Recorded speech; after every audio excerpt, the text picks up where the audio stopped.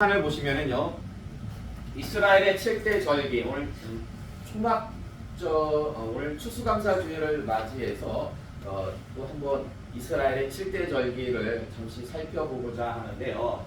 6월절로부터 시작해가지고 초막절까지 칠판에 적혀져 있습니다. 그리고 제가 빨간색으로 이렇게 각 절기마다 동그라미를 쳐놨는데, 여기다가 왜 동그라미를 쳐놓은 것 같습니까?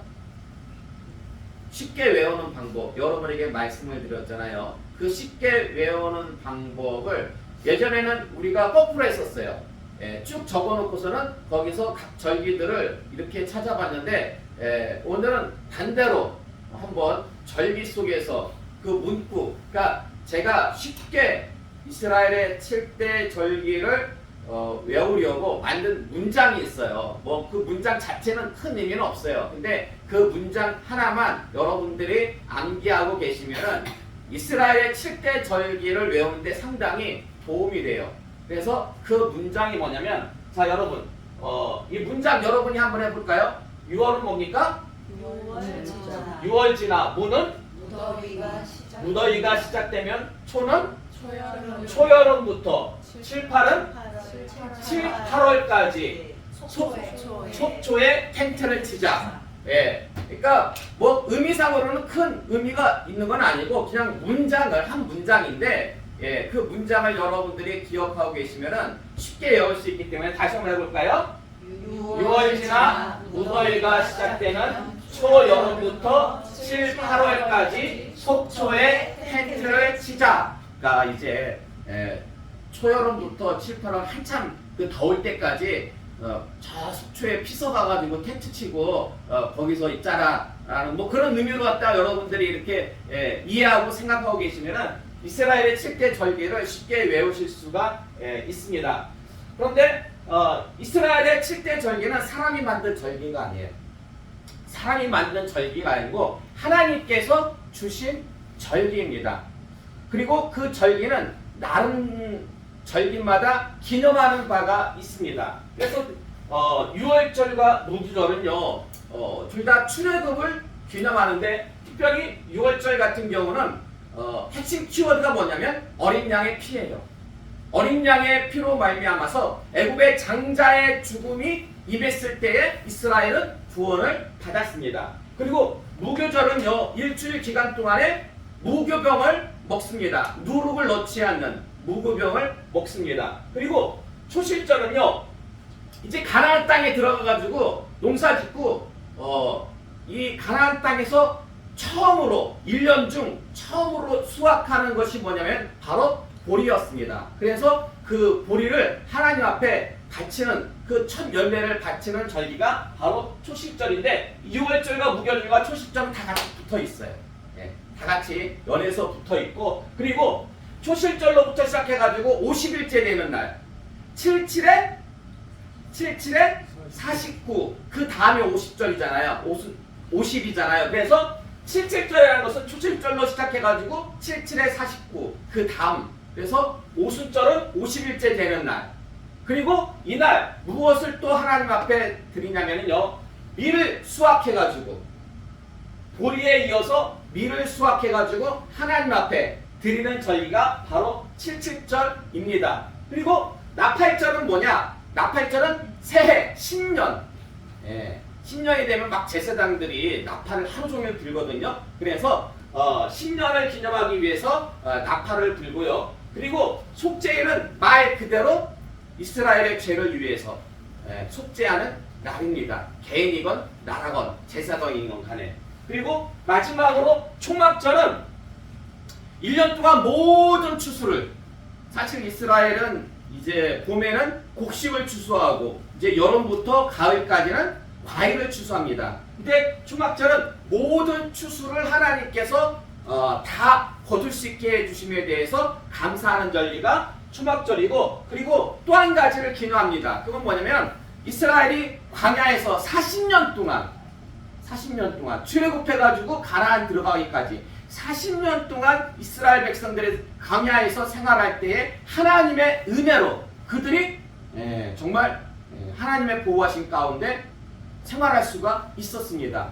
그래서 그 은혜를 감사하기 위해서 지키는 절기가 초막절입니다. 그러니까 초막절은요, 두 가지를 기념해요. 광야 40년 동안 하나님께서 인도하시고 보호하신 그 은혜, 그리고 또 한 가지는 추수.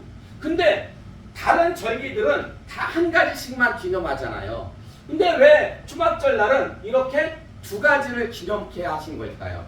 왜 하나님께서 다른 절기들은 한 가지씩만 기념케 하시는데 초막절에는 특별히 이 두 가지를 동시에 기념케 하신 그 이유가 뭘까요? 지난 시간에도 말씀드렸지만 이 초막절은 모든 것을 다 추수한 다음에 아주 여유있게 창고에다 다 드린 다음에 정말 일주일 동안 아주 풍요롭게 지내는 절기거든요. 그러니까 1년 중에서 가장 어떤 날이에요? 풍성한 날이에요. 1년 가운데서.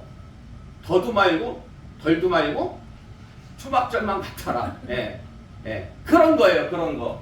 그러니까 가장 풍성할 때에, 가장 여유가 있을 때, 사실 광야 40년은요 하나님의 은혜가 아니었으면 광야에서 다 죽을 수밖에 없었어요. 그리고 하나님의 은혜가 임했다고는 하지만은 그래도 정착해서 살지 못하고 광야 40년을 갖다가 떠돌아다니는 거. 요즘에는 말이 좋아서 캠핑이지, 이게요 캠핑도 하루 이틀이지 40년 동안 캠핑한다고 생각해보세요. 그거 노숙이에요. 얼마나 힘들겠어요. 40년 동안 정처 없이 갈 바를 알지 못하고 막 40년 동안 헤매는 거예요. 예. 물도 제대로 없어가지고 막 원망하다가 얻어맞고, 예? 먹을 것도 없어가지고 고기 달라고 막 불만 불평하다가 또 얻어맞고, 예? 또 불평하다가 불뱀이 나와가지고 뱀에 물려 죽고. 광야 생활이 하나님의 은혜인 동시에 가장 힘들었던 곳이 광야이기도 합니다. 근데 지금 하나님께서는 가장 풍요로울 때, 가장 힘들었던 때를 또한 기념하라고 말씀하고 있습니다. 어떤 의미일까요? 너희들 교만하지 마라. 너희가 지금 정말 하나님의 은혜로 가장 크게 풍성한 1년 가운데에서 풍성한 수확의 열매를 맺었다고 해가지고 너희들이 여기에 안주하고 옛날에 올챙이 시절 그때를 갖다가 까먹으면 너희가 쉽중 팔고 뭐하기 쉽다? 교만하기 쉽다. 그러니까 가장 풍성할 때에 가장 힘들고 어려울 때를 동시에 기억하라는 거예요. 그래야지만이 항상 하나님 앞에서 겸손할 수가 있고 항상 하나님께 감사할 수 있기 때문인 것입니다. 그래서 이렇게 두 가지를 기념하라고 말씀하십니다. 그런데요, 우리는 지금 신약 시대를 살고 있습니다. 사실 이스라엘의 7대 절기는 구약에 하나님께서 이스라엘 백성들에게 주신 거예요. 근데 우리는 지금 신약 시대를 살고 있어요. 그러면 신약 시대를 살고 있는 우리에게 굳이 구약 시대에 이 절기들이 필요한 걸까요?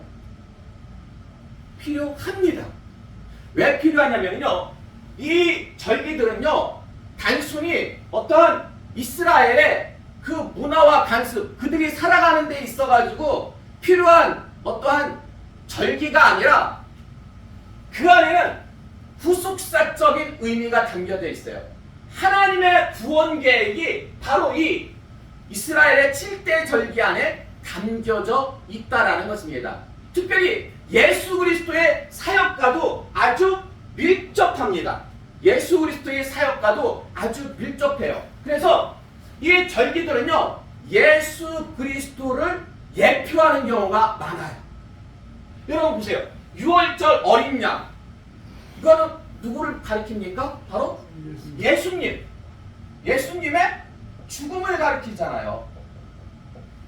보라, 세상 죄를 지고 가는 하나님의 어린 양이로다. 왜 세례 요한이 그렇게 고백을 했을까요? 바로 6월절에 그 어린 양이 예수 그리스도를 예표하고 있기 때문이죠.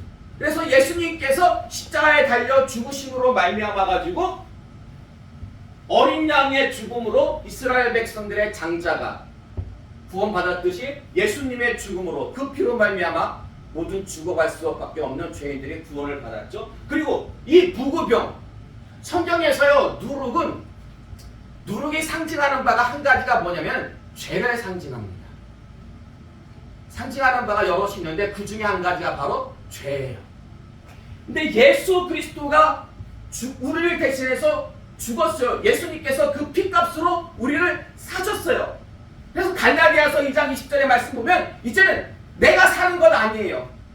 내 안에 예수님께서 사시는 거예요. 내가 예수님과 함께 죽고 십자가에 죽고 예수님께서 부활하실 때 같이 내가 살아났어요. 죄 가운데 죽고 내가 예수 안에서 새 생명을 얻었다라는 것입니다.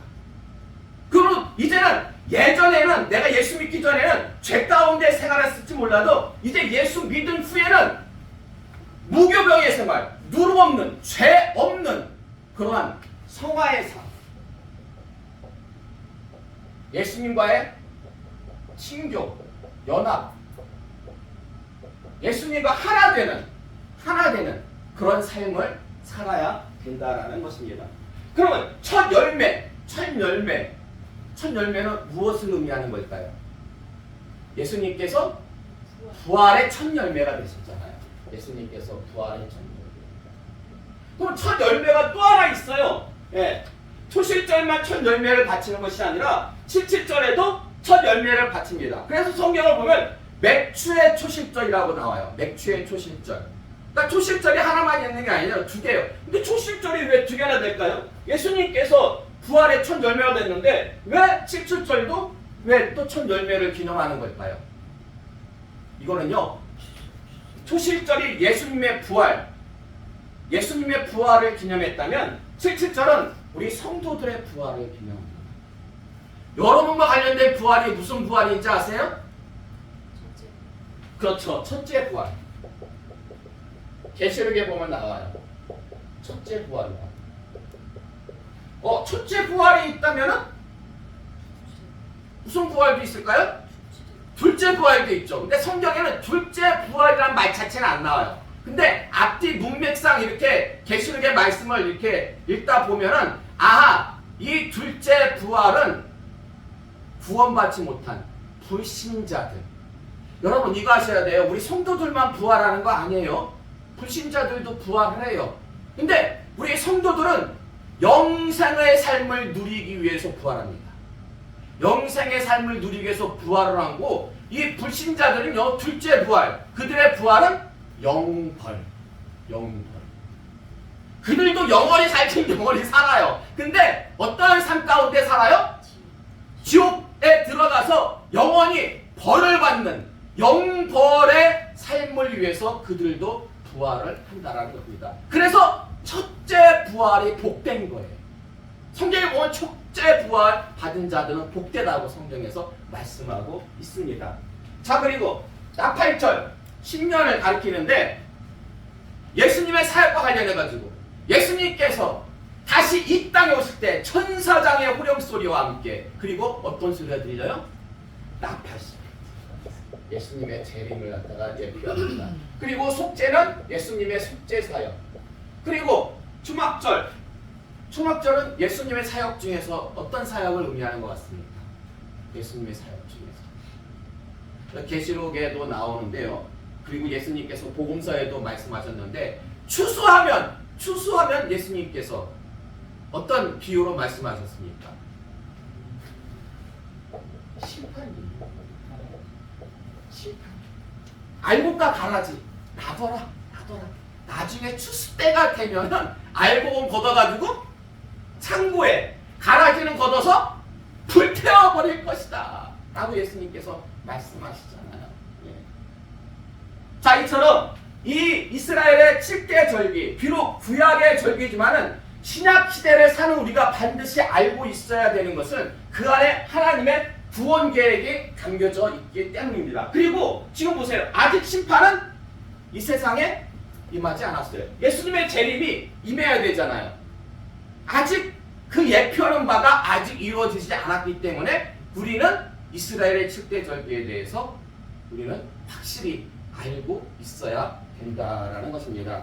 그래서 오늘 시간에는 추수감사주의를 맞이해서 사실 뭐 초실절이라든지 17절 그리고 추막절이 다 추수와 관련된 그러한 절기지만 그래도 초막절은 1년의 모든 곡식과 과일에 대한 추수감사이기 때문에 오늘날 우리가 지키는 추수감사절과 가장 유사합니다.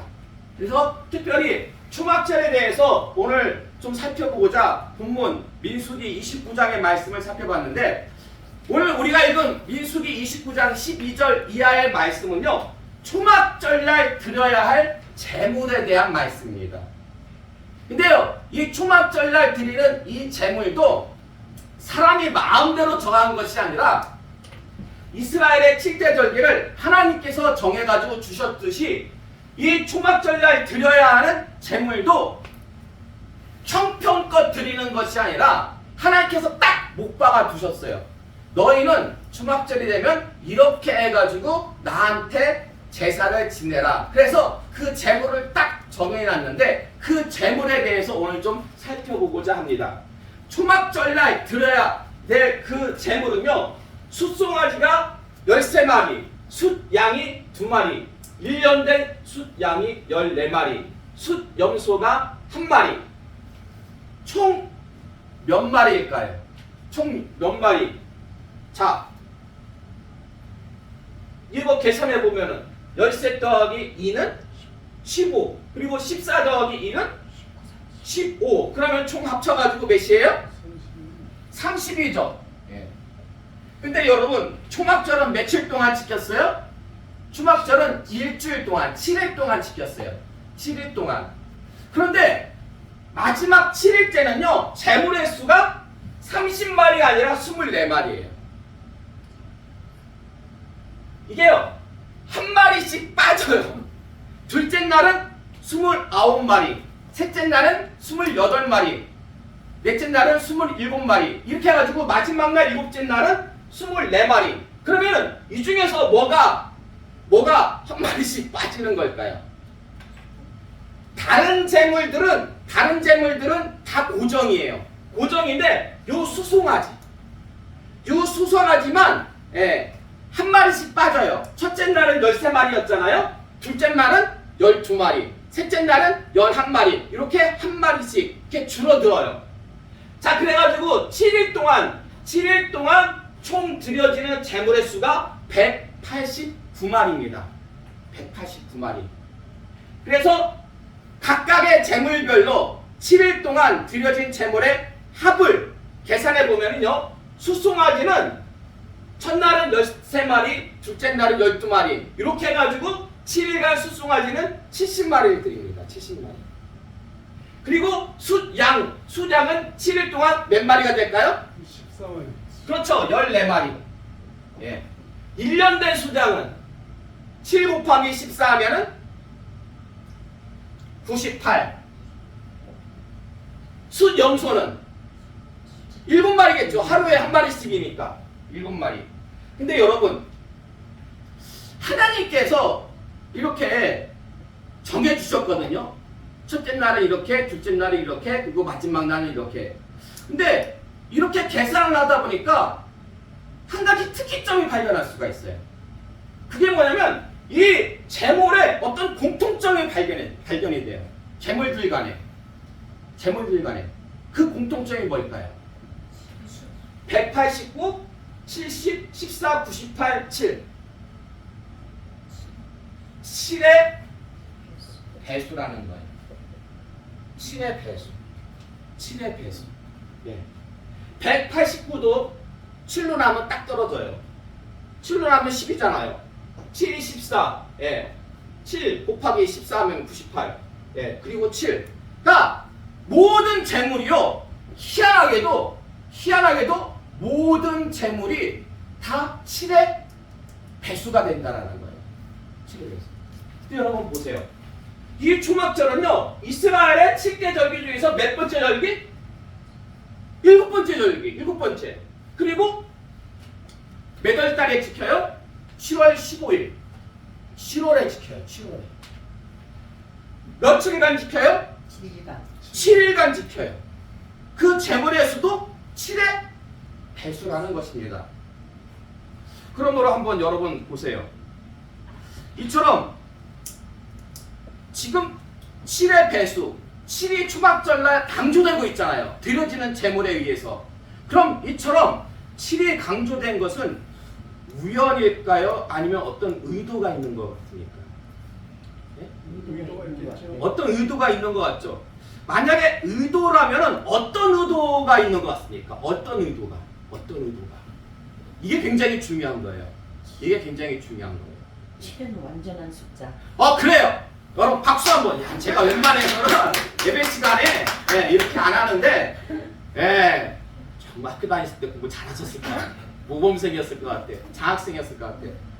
성경에서는요, 그 특별히 계시록 같은 말씀을 보면은 그 숫자가 비유로 쓰입니다. 숫자가 비유로 쓰여가지고 그 상징하는 바가 있어요.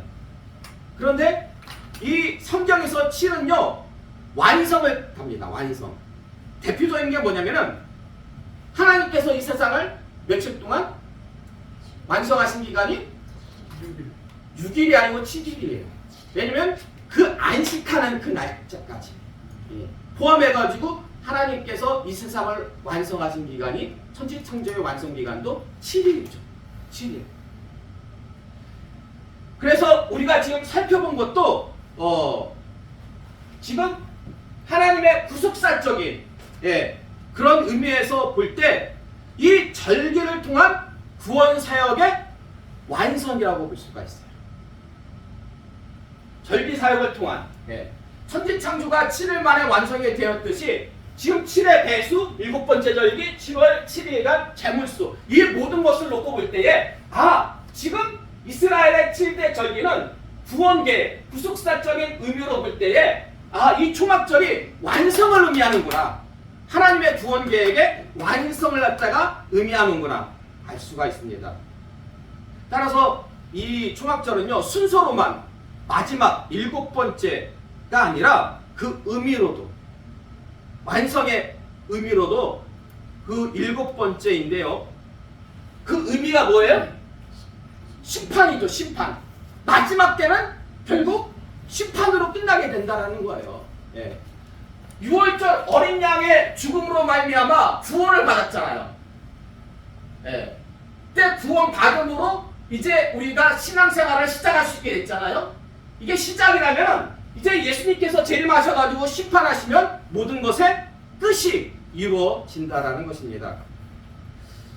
근데 여러분 절기를 통한 하나님의 구원 계획이 이렇게 심판으로 끝나는 거 맞긴 맞습니다. 근데 심판이요 여러분 행복합니까? 아니면 무섭습니까? 무서워. 무서운 거죠. 좀 무서운 거죠. 그래서 좀 어떻게 보면은 약간 좀 겁이 나기도 하고 약간 삭막하기도 합니다. 근데 하나님의 구원 계획이 이처럼 좀 뭔가 삭막하다? 약간 좀 느낌이. 근데요 그렇지가 않아요.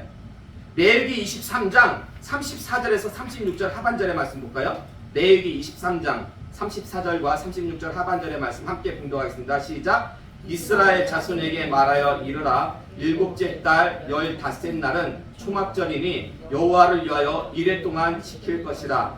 8째 날에도 너희는 성회로 모여서 여호와께 화제를 드릴지니 이는 거룩한 대회라. 너희는 어떤 노동도 하지 말지니라. 아멘. 그러니까 엄밀히 따지면 초막절 기간은 7일입니다. 7일인데 하나님께서는 그 다음 날 8번째 되는 날에도 너희가 성회로 거룩한 대회로 모여서 지키라고 말씀하고 있습니다. 여러분 보세요. 초막절이 7일이나 되잖아요. 7일이나 되는데 그냥 그 기간 중에 하루를 정해가지고 너희가 거룩한 성회로 지켜라, 거룩한 대회로 모여라 그러면 되는데 굳이 그 7일 기간 다 마치고 나서 또 8번째 날에 성회로 거룩한 대회로 모이라고 하신 그 이유는 도대체 뭘까요? 사실 성경에서요 7이 어떤 숫자를 상징한다고요? 완성. 근데요 8이 의미하는 것도 있습니다. 7이 완성을 상징한다면요 8은 무엇을 상징하냐면 창세기 17장 2절의 말씀 볼까요? 창세기 17장 12절의 말씀, 창세기 17장 12절의 말씀 함께 공부하겠습니다. 시작. 너희의 대대로 모든 남자는 집에서 난 자나 또는 너의 자손이 아니라 이방 사람에게서 돈으로 산 자를 막론하고 난 지 8일 만에 할례를 받을 것이라. 아멘. 자, 이스라엘 백성들의 징표가 뭐냐면, 다른 이방 민족과 구별되는 징표가 뭐냐면, 난 지 8일 만에 무엇을 받는다? 할례. 할례를 받는다라는 거예요. 그럼 거기서 그 8일이라는 숫자, 8이라는 숫자가 상징하는 바가 뭘까요? 자, 말씀 한 군데 더 볼까요? 베드로전서 3장 20절 하반절의 말씀입니다. 베드로전서 3장 20절 하반절의 말씀 함께 공부하겠습니다. 시작. 방주에서 물로 말미암아 구원을 얻은 자가 몇 명뿐이니 겨우 8명이라. 아멘. 자, 여러분이 잘 알다시피 노아의 홍수 있잖아요. 그 홍수를 내가지고 지구가 다 물에 잠겼어요. 다 죽었어요.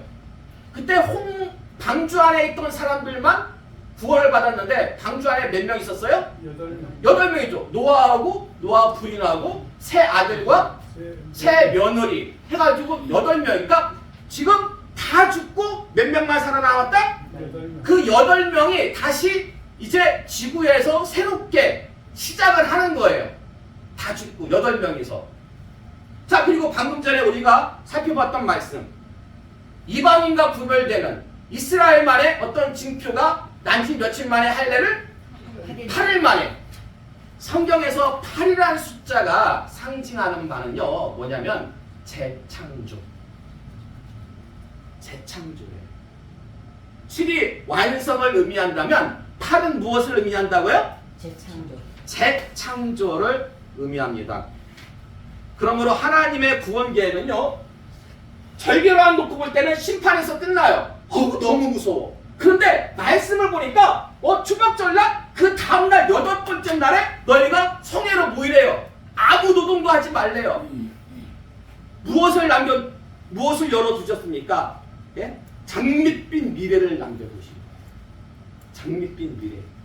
뭔가 심판으로만 끝나는 그 무서움이 아니라 뭔가 새로운 미래를 갖다가 가능성을 하나님께서 이 8번째 날 거룩한 성회로 남겨주셨는데, 자세한 말씀은 오후 시간에 말씀을 드리도록 하겠습니다. 스가랴서 14장 16절과 21절의 말씀 볼까요?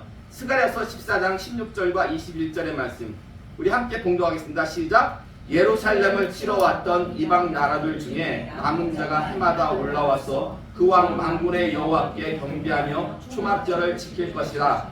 예루살렘과 유다의 모든 솥이 만군의 여호와의 성물이 될 것인즉 제사 드리는 자가 와서 이 솥을 가져다가 그것으로 고기를 삶으리라. 그 날에는 만군의 여호와의 전에 가나안 사람이 다시 있지 아니하리라. 아멘. 아멘. 자, 요 말씀 스가랴서는 14장까지 있습니다. 그리고 우리가 지금 읽은 본문의 말씀이 제일 마지막 단원이에요. 스가랴서의 제일 마지막 단원. 그런데요, 스가랴서 14장 16절의 그 말씀을 보시면요, 이방 나라의 남은 자들, 그러니까 우리 같은 사람들 있잖아요. 예. 이스라엘 기준으로 할 때 우리가 이방 나라잖아요. 이방 나라의 남은 자들, 회심한 자들, 예수님 믿어 구원받은 자들, 이 구원받은 자들이 무엇을 지키냐면 초막절을 지킨대요. 초막절을 지키는데요, 한 가지 특이한 점이 있어요. 그게 뭐냐면 앞뒤 문맥을 놓고 볼 때 지금 스가랴서 요 본문 말씀이 맨 마지막 장이라고 했잖아요. 근데 요 본문 말씀은 예수님 재림 후에 있는 말씀이에요. 예수님 재림 후에 주어진 말씀입니다. 예수님 재림 후에 있을 상황이에요. 그러면 예수님께서 재림하신 후에 이방 나라의 남은 자들, 회심한 자들이 초막절을 지킨다는 게 도대체 무슨 뜻일까? 자, 그리고요, 21절 하반절의 말씀 보면요, 21절 하반절의 말씀 보면 그날에는 만군의 여호와의 전에 가나안 사람이 다시 있지 아니하리라. 요 가나안 사람이라는 것은 죄인을 가리킵니다. 죄인을 비유적으로. 그리고 그날은 여호와의 날을 가리켜요. 여호와의 날. 예수님께서 재림하신 그리고 심판하실 그 여호와의 날을 가리키는데, 그날에는 만군의 여호와의 전에 가나안 사람이 다시 있지 아니하리라. 그렇다면 여기서 말씀하고 있는 이 만군의 여호와의 전은 도대체 어디일까요? 요 말씀이 스가랴의 맨 마지막 말씀이에요. 21절의 말씀이 스가랴서. 저는 개인적으로 소선지서 중에서 이 스가랴 소설 되게 저는 좋아해요. 왜냐면 재밌어요, 스가랴서가. 예. 스가랴서 굉장히 저한테는 재밌어가지고, 그런데 그 상징하고 비유하는 바가 좀 많이 있어요. 그렇지만은 참 재밌어가지고 전 아주 재밌게 읽었는데, 나중에 기회 되면 우리가 함께 또 성경 공부할 시간이 될 텐데, 어쨌든 지금 우리는 스가랴서 맨 마지막 단어를 놓고 볼 때에, 아니 예수님 재림 후에도 초막절을 지켜야 되는 걸까? 그리고 여기서 말씀하고 계시는 만군의 여호와의 전은 도대체 어디를 가리키는 걸까? 예, 거기에 대한 자세한 말씀은 오후 시간에 말씀을 드리도록 하겠습니다.